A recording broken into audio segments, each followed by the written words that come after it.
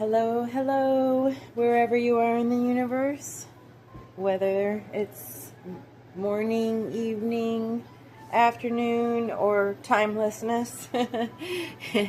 Because I can't really kid myself anymore that everything isn't permanently recorded everywhere, and everything can be found and understood by higher dimensional beings. So, welcome anyone who's listening. Who knows how this, you know, galaxy works? None of us, unless we've, those of us who have done out of body experiences, and those of us who have control of our lucid dreaming, we might have more ideas than everybody else, and others can learn from those people. But essentially, right now, it's all a big mystery. So remember, everything I say, I've been guided to say. However, I'm not stating it as anything fact-based. This is all part of the mysteries of the universe. And right now, I am doing the weekly drawing for my friendly subscriber from around the world. I'm a little delayed, but I know that she will forgive me. So this is the weekly Aries reading. And I gotta say, Aries has been coming up everywhere, ramming its way into my life, you could say. You could say the Aries card has been stalking me in every reading with every human, with myself. Yeah, it's raining Aries. We're in the Taurus season, but Aries is not done yet. They're like, wait, it's the year of the fire horse. We've got more to do here. You can't push us aside. So yeah, it's putting its energy in as much as it possibly can. So I feel really good about this exact moment in time doing my weekly attempt at an Aries read. So let's see what the universe brings us.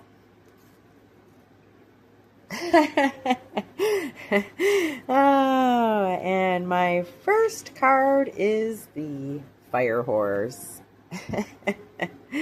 Of course, that is what I drew first. I'm happy. I haven't seen the fire horse, or well, I guess it is hanging up right here in my room. But yeah, the fire horse energy, for those who do not know, year that hit us in the winter of 2026. The Chinese New Year began. I can't remember the exact date it was this year, but it's usually late January, possibly early February. And this year happens to be the year of the fire horse. Year of rapid transformation. And I guess that's my answer to why Aries keeps ramming its way into every one of my readings. We are feeling the fire energy. We're feeling the energy of rapid transformation. If you've ever known it, in Aries, you may have detected some impulsive behavior, impulse control issues. I mean, we can speak frankly to flaws and positive attributes of everyone. There are those living in their not version of themselves at any given time. It's just part of the earth experience. Let's just love and forgive ourselves for that. But yeah, I mean, as a sign, it is not known for its impulse control. Typically, it was considered the baby souls. Well, I don't think that's true anymore. I think with the 8 billion head count on Earth, and who knows what the actual is, we got to imagine that everyone here is an old soul, because this is like possibly the highest population we've had that, on record. Well, okay, it's crazy. Who knows? With all the billions of years of infinity, if everything that has ever happened and ever will happen already has happened and simultaneously is happening, who knows what our population counts have been. But I do believe that we're all repeat visitors now. Maybe we came back to the one we most identified with. I don't know. I have the gift of gab, you could say. I'm trying in my personal life to be more aware of the people around me and the topics they're comfortable with. But on this particular channel, of course, anyone can leave anytime. That's the beauty of it being my own platform. And in this space, I try not to think at all about what I'm saying. I stop trying to listen to that weird rationalizing monkey mind that gets me into so much trouble overthinking. And instead, I'm in a new state where I try not to think at all and let the words just follow. And those words are then, therefore, messages from, I would hope, higher dimensional versions of myself, trying to control this messaging to be helpful in the way to this planet. So let's find the next card for how Aries and the fire energy continues to shape this earth. Ooh, the Hanged Human. Stop, collaborate, and listen. Yeah. I mean, that's literally what it means, right? It's kind of saying maybe that's exactly where we're at right now. Maybe this is the point that we're at in the rapid transformation. We're at the point where we all need to stop, collaborate, and listen. Some of you may have heard May is the month that we're stopping shopping. Stopping shopping at any big box stores. You can shop wherever the heck you want, but not big box stores right now. I'm in the middle of a construction project, finding creative ways to get things like drywall, but let me tell you, I am finding way better deals every time I search Marketplace than I am in the big box stores, so I highly recommend it. Also, having corporate jobs, I'm not giving any advice, but there is a blackout from doing that type of work as well, so spend your time wisely, folks.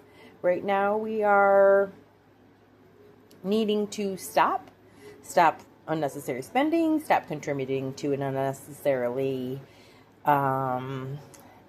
evil capitalistic society.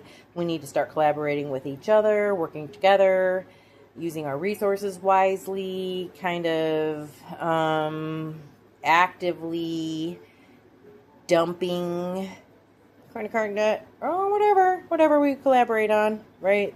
This is going to start happening in communities. And then also listening to your guides.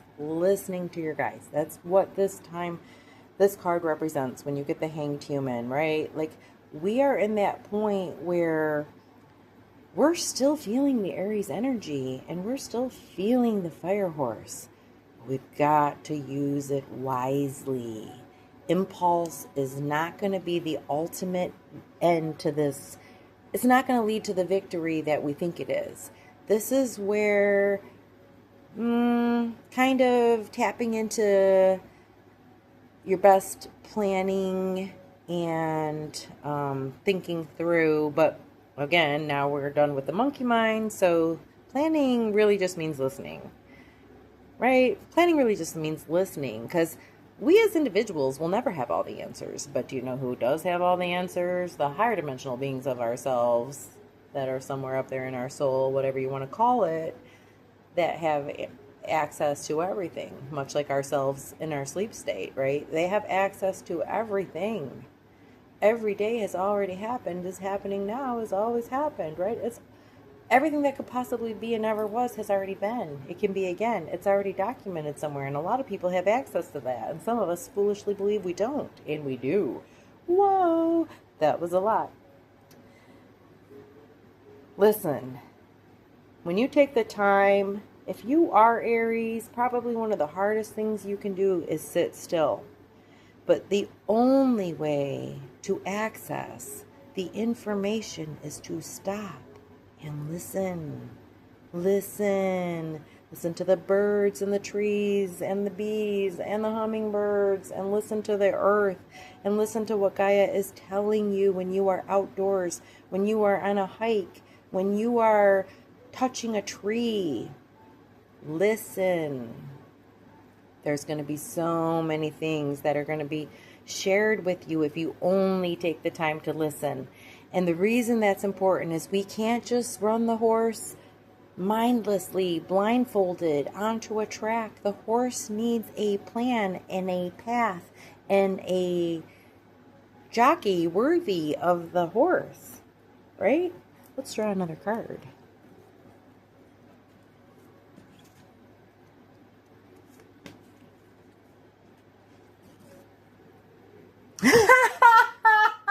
I can't even believe this.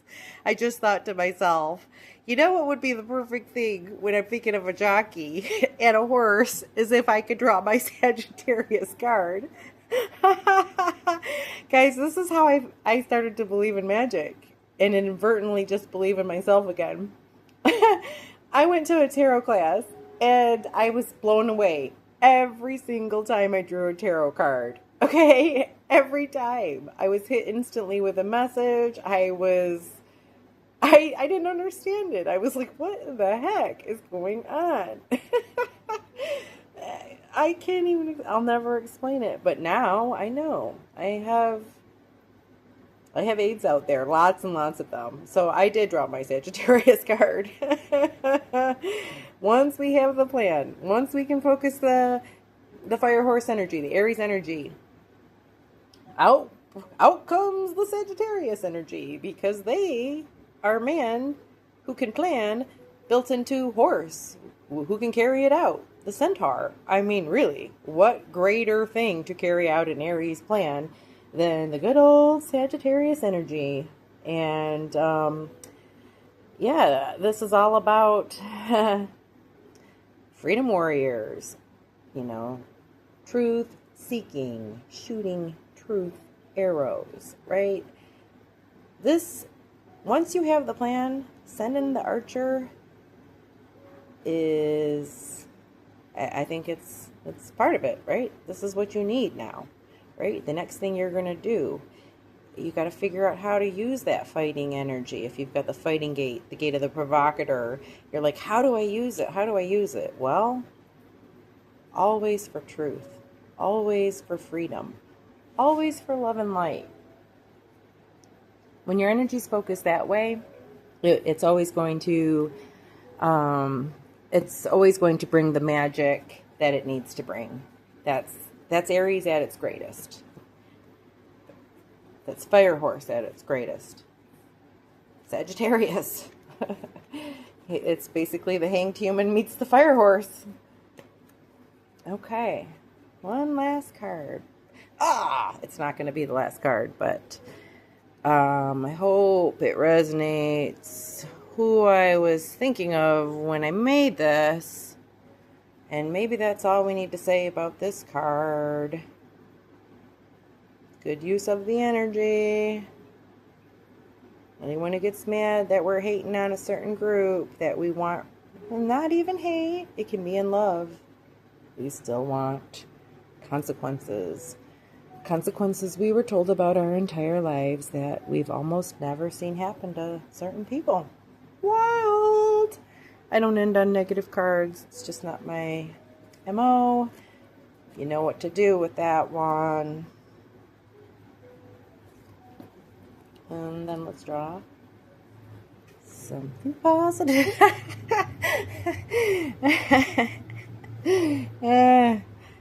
Go chill. Go have a lazy afternoon. You got the Johnny Appleweed, man. Johnny Appleweed can tell you that weed can be used for a multitude of things to make your life better. Things smell better, taste better, seem better, are better. They can help you reach out to your angels. Same with shrooms, by the way. They can help you learn about your the rising phoenix, the rising sleeping phoenix next year. Sound bowls. What a great day for a sound bowl. I might do one outside tonight under the moon and record it. And I'll post it here if I do. Yeah,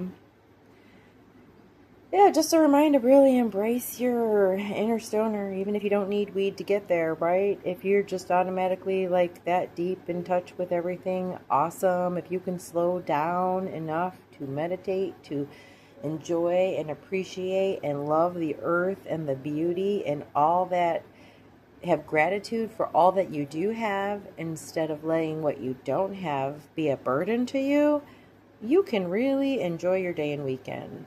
And that's not really about carrying out the mission. The whole entire message was already kind of concluded there. This is just a, hey Aries, find a way to hold still and be at peace. Find a way to take time to just relax, listen to your inner guides. Do that this weekend or whenever you hear this, and find a way to slow down once in a while, man. Love you. Love you, universe.